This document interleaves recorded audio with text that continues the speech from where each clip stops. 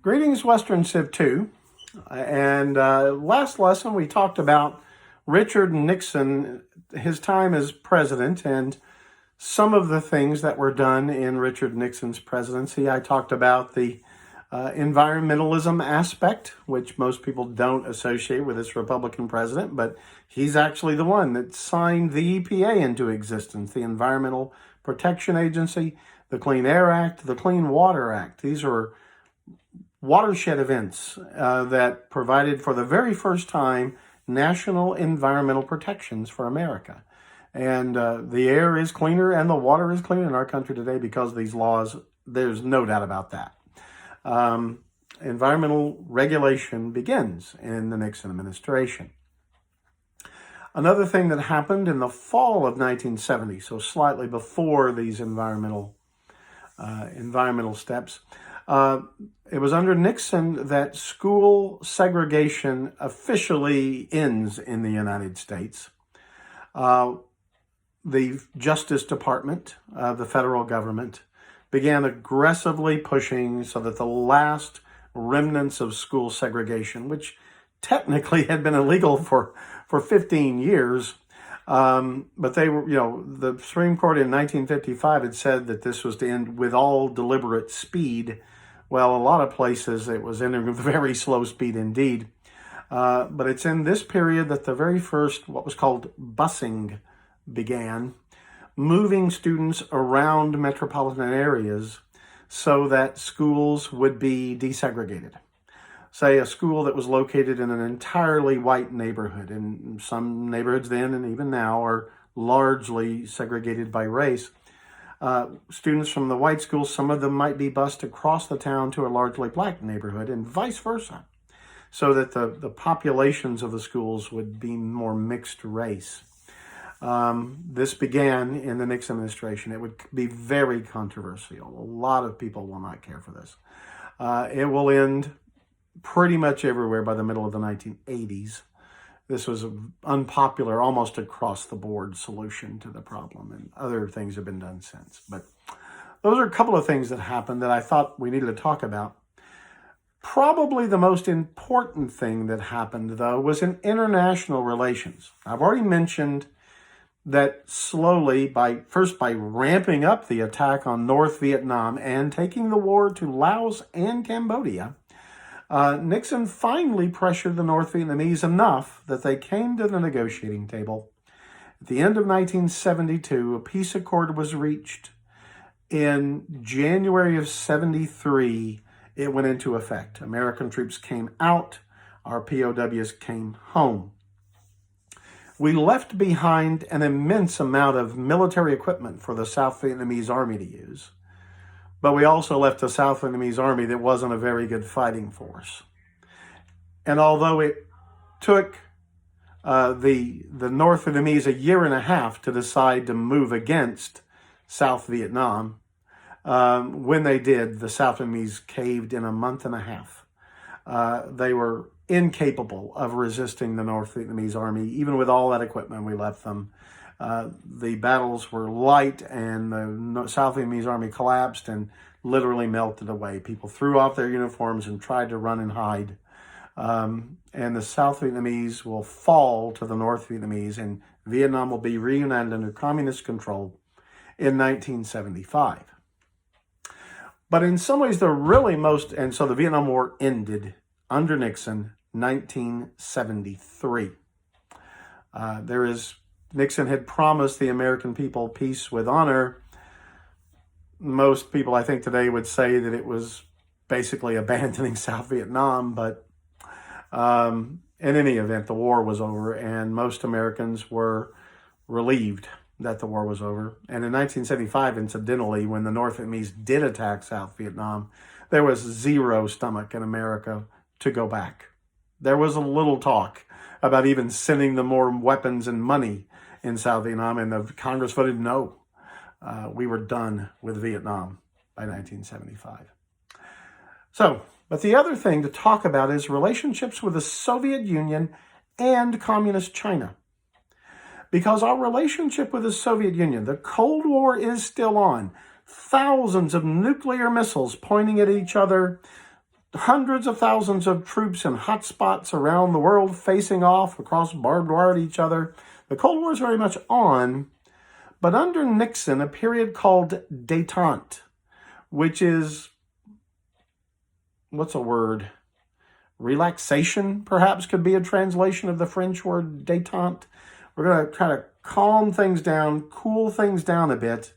Maybe we can get along as an idea. So Richard Nixon would pursue détente.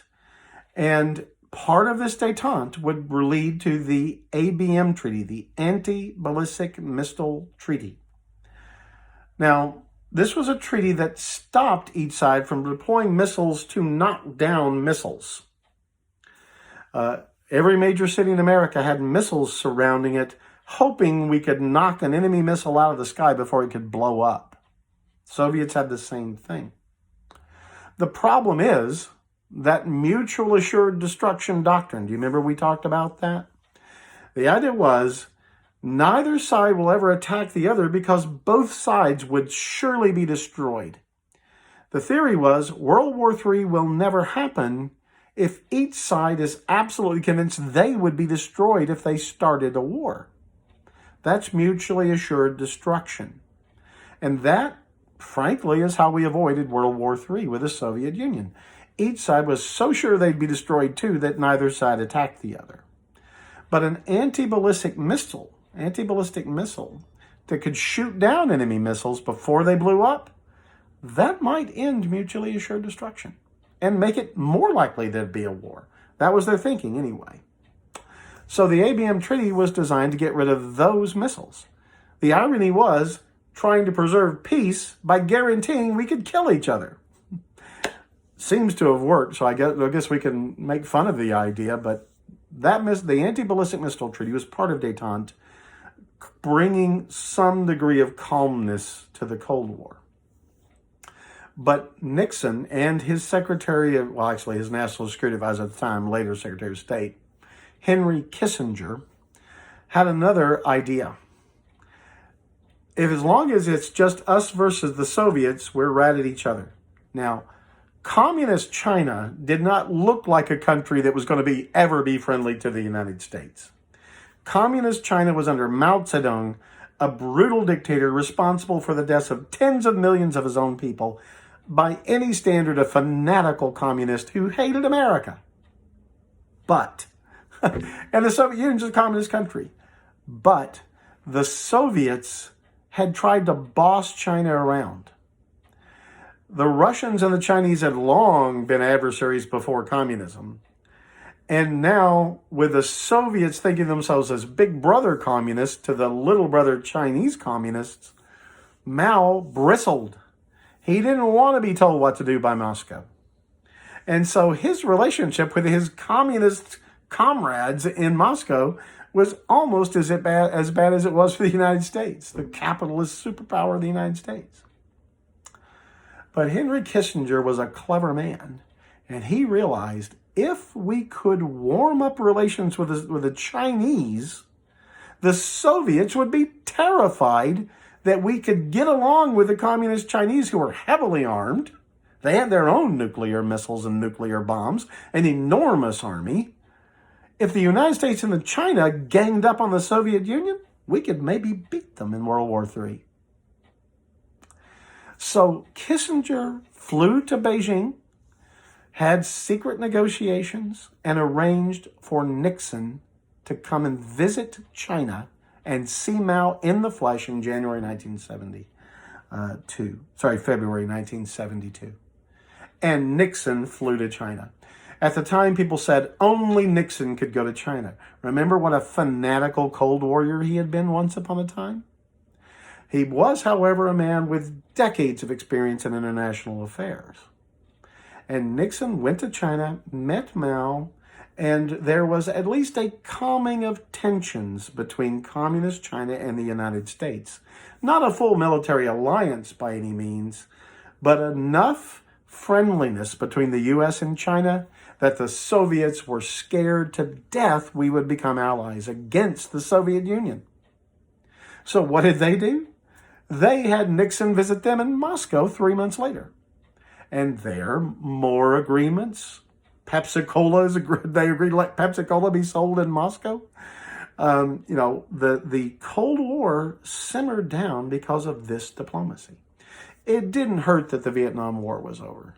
The Chinese and the Soviets both gave weapons to the North Vietnamese. Those weapons were being used to kill Americans. Americans were killing communists in Vietnam. That added the tension between the communist powers and the United States. But now that war is over, that also helped to simmer things down. Now they'll heat back up. There'll be more trouble in the future. But this period of détente, of calming in the Cold War, was one of Nixon's greatest accomplishments. Unfortunately, people do not remember Nixon first and foremost for détente or normalizing relationships with China or environmentalism or any of that stuff. He is remembered for the Watergate Scandal. I had meant to talk about Watergate in this lecture, but it's now more than 11 minutes into the video, and this is a 10-minute topic. So I'm going to save that for the next lecture, friends. You need to understand the Watergate scandal because in many ways this is the biggest constitutional crisis the United States had in the 20th century. And as far as scandals go, this is the whopper scandal. So much so that every scandal in the federal government ever since has had the word gate tacked to the end of it at some point to show big scandal involving the presidency. Iran Gate, Contra Gate. They got that because of Watergate. Now, if you don't know what Watergate was, you will in the next lecture. See you tomorrow. Goodbye.